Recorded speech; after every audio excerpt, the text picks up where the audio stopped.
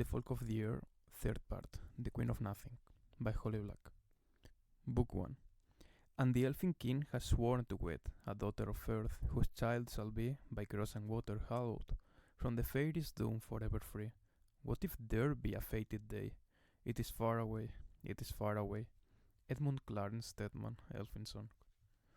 Prologue. The royal astrologer Bafen squinted at the star chart and tried not to flinch when it seemed sure the youngest prince of Elbham was about to be dropped on his royal head. A week after Prince Cardan's birth, and he was finally being presented to the High King. The previous 5 heirs had been seen immediately, still squalling in rattling newness, but Lady Asa had barred the High King from visiting before she felt herself suitably restored from childbed. The baby was thin and wizened, silent, staring at Eldred with black eyes. He lashed his little whip-like tail with such force that his swaddle threatened to come apart. Lady Asa seemed unsure how to cradle him. Indeed, she held him as though she hoped someone might take the burden from her person. "Tell us of his future," the High King prompted. Only a few folk were gathered to witness the presentation of the new prince. The mortal Balmoren, who was both guard poet and seneschal, and 2 members of the Living Council, Randalin, the Minister of Keys, and Bafen. In the empty hall, the High King's words echoed. Bafen hesitated, but he could do nothing save answer. Eldred had been favoured with 5 children before Prince Cardan, shocking fecundity among the folk, with their thin blood and few births. The stars had spoken of each little princes and princesses' fated accomplishments in poetry and song, in politics, in virtue, and even in vice. But this time, what he'd seen in the stars had been entirely different. "Prince Cardan will be your last-born child," the royal astrologer said. "He will be the destruction of the crown and the ruination of the throne." Lady Asa sucked in a sharp breath. For the first time, she drew the child protectively closer. He squirmed in her arms. "I wonder who has influenced your interpretations of the sign? Perhaps Prince Elowin had a hand in it, or Prince Dane." "Maybe it would be better if she dropped him," Bafen thought unkindly. High King Eldred ran a hand over his chin. "Can nothing be done to stop this?" It was a mixed blessing to have the stars supply Bafen with so many riddles and so few answers. He often wished he saw things more clearly, but not this time. He bowed his head, so he had an excuse not to meet the High King's gaze. "Only out of his spilled blood can a great ruler rise, but not before what I have told you comes to pass." Eldred turned to Lady Asa and her child, the harbinger of ill luck. The baby was as silent as a stone, not crying or cooing, tail still lashing. "Take the boy away," the High King said. "Rear him as you see fit." Lady Asa did not flinch. "I will rear him as befits his station. He's a prince after all, and your son." There was a breathlessness in her tone, and Bafen was uncomfortably reminded that some prophecies are fulfilled by the very actions meant to prevent them. For a moment, everyone stood silent. Then Eldred nodded to Balmoren, who left the dais and returned holding a slim wooden box with a pattern of roots traced over the lid. "A gift," said the High King, "in recognition of your contribution to the Greenbrier line." Balmoren opened the box, revealing an exquisite necklace of heavy emeralds. Eldred lifted them and placed them over Lady Asa's head. He touched her cheek with the back of one hand. "Your generosity is great, my lord," she said, somewhat mollified. The baby clutched a stone in his little fist, staring up at his father with fathomless eyes. "Go now and rest," said Eldred, his voice softer. This time she yielded.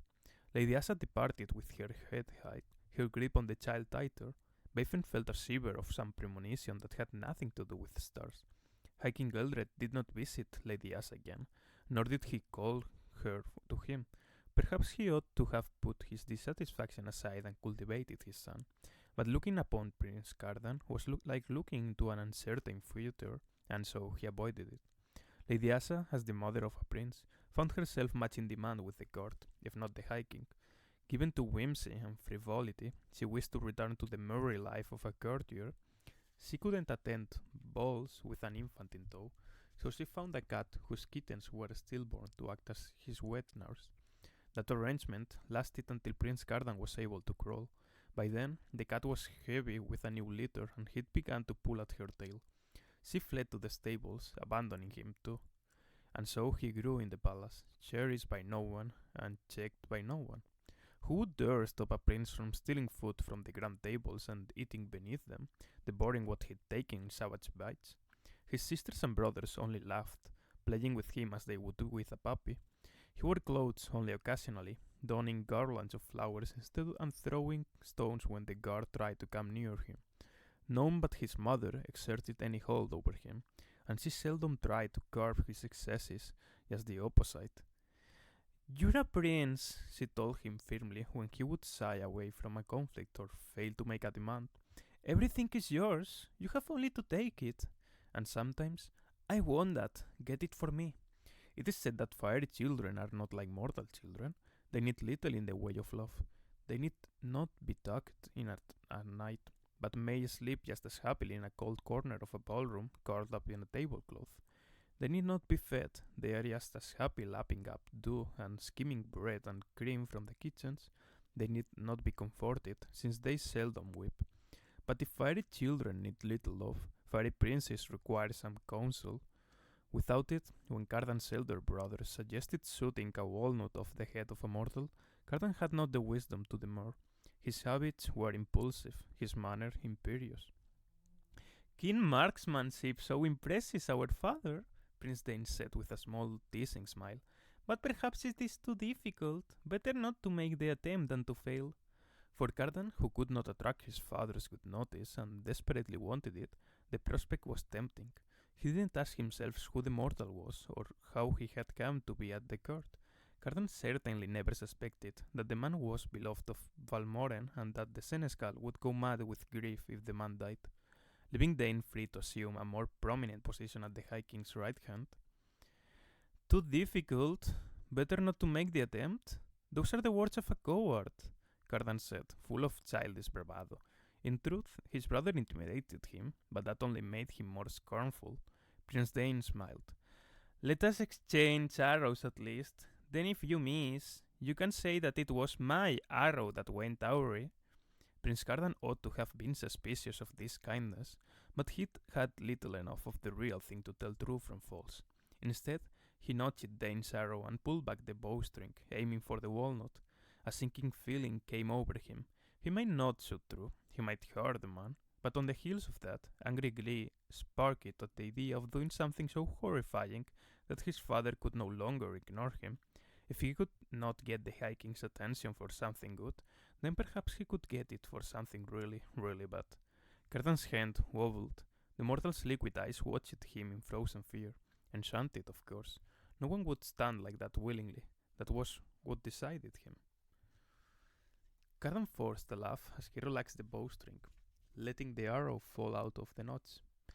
"I simply will not shoot under these conditions," he said, feeling ridiculous at having backed down.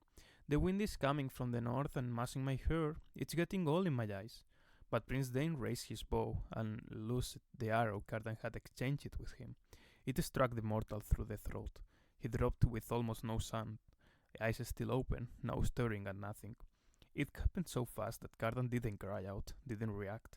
He just stared at his brother, slow, terrible, understanding crashing over him. "Ah," said Prince Dane with a satisfied smile.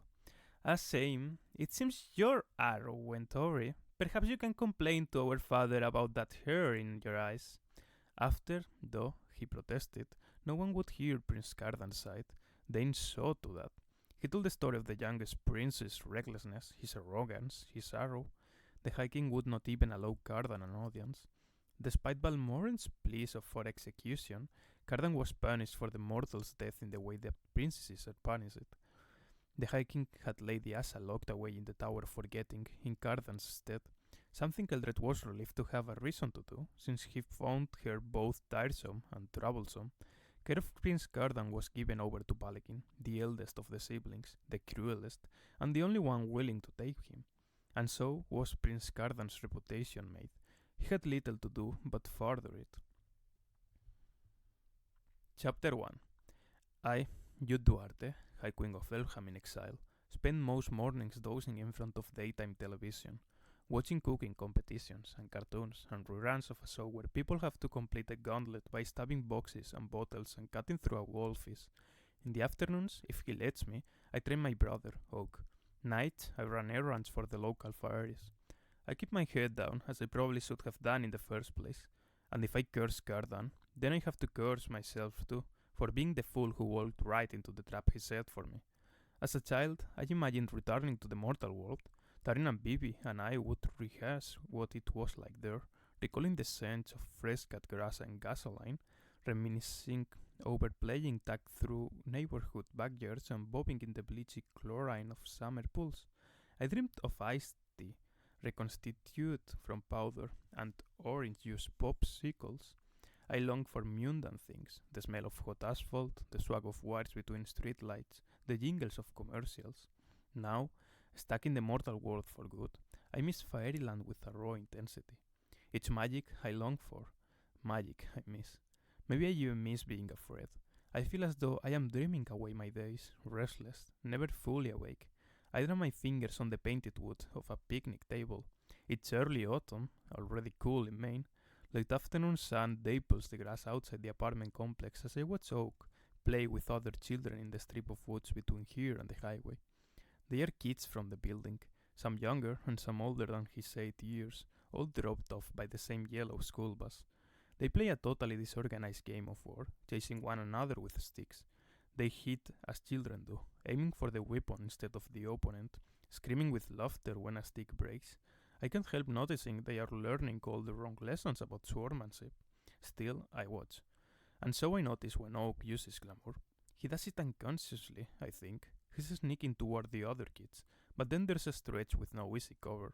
He keeps on toward them, and even though he's in plain sight, they don't seem to notice.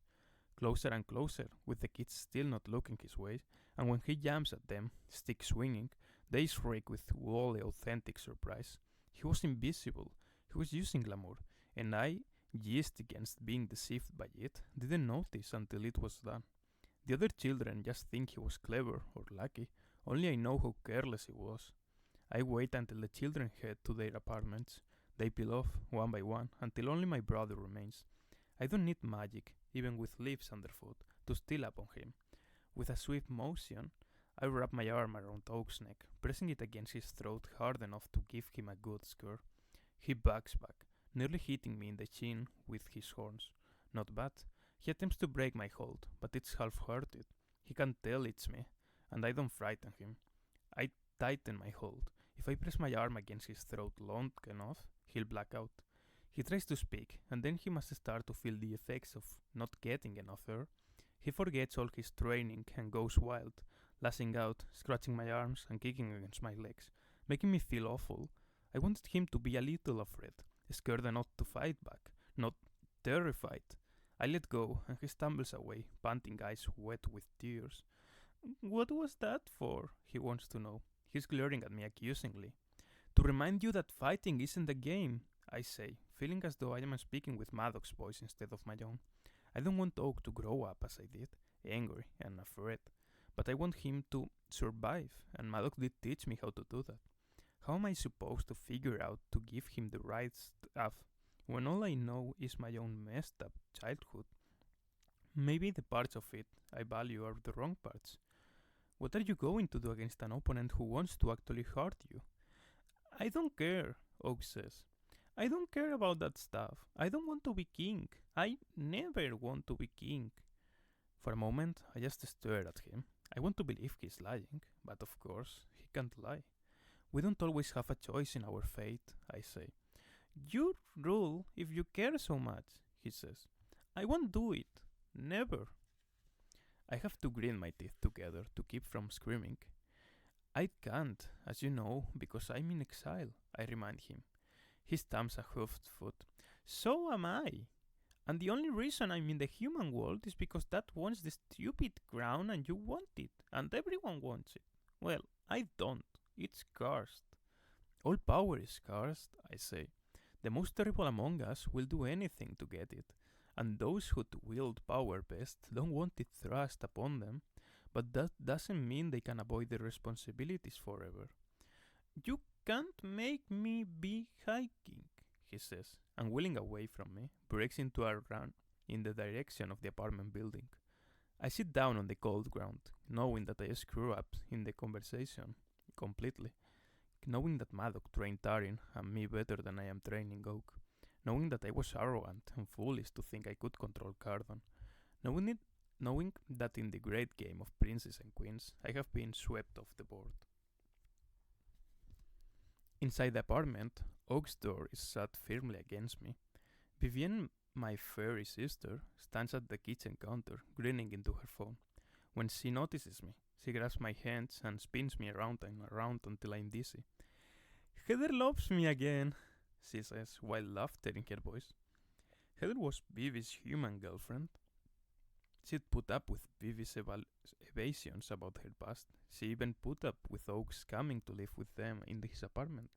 But when she found out that Vivi wasn't human and that Vivi had used magic on her, she dumped her and moved out. I hate to say this, because I want my sister to be happy, and Heather did make her happy, but it was a richly deserved dumping. I pull away to blink at her in confusion. What? Vivi waves her phone at me. She texted me. She wants to come back. Everything is going to be like it was before. Lips don't grow back onto a vine. Cracked walnuts don't fit back into their shells. And girlfriends who've been enchanted don't just wake up and decide to let things slide with their terrifying exes. Let me see that, I say, reaching for Vivi's phone. She allows me to take it. I scroll back through the text, most of them coming from Vivi and full of apologies, ill-considered promises, and increasingly desperate pleas. On Heather's end, there was a lot of silence and a few messages that read, I need more time to think. Then this. I want to forget, Fiery. I want to forget that you and Oak aren't human. I don't want to feel like this anymore. If I asked you to make me forget, would you? I stare at the words for a long moment, drawing in a breath. I can see why Vivi has read the message the way she has, but I think she's read it wrong. If I'd written that, the last thing I would want was for Vivi to agree. I'd want her to help me see that even if Vivi and Oak weren't human, they still loved me. I would want Vivi to insist that pretending away Fiery wouldn't help. I would want Vivi to tell me that she'd made a mistake and that she'd never ever make that mistake again, no matter what. If I'd send that text, it would be a test. I hand the phone back to Vivi. What are you going to tell her? That I'll do whatever she wants, my sister says. An extravagant vow for a mortal and a downright terrifying vow from someone who would be bound to that promise. Maybe she doesn't know what she wants, I say. I'm disloyal no matter what I do. Vivi's my sister, but Heather is human. I owe them both something. And right now, Vivi isn't interested in supposing anything but that all will be well. She gives me a big, relaxed smile and picks up an apple from the fruit bowl, tossing it in the air. What's wrong with Oak? He stomped it in here and slammed his door. Is he going to be this dramatic when he's a teenager? He doesn't want to be hiking, I tell her. Oh, that. Vivi glances toward his bedroom. I thought it was something important.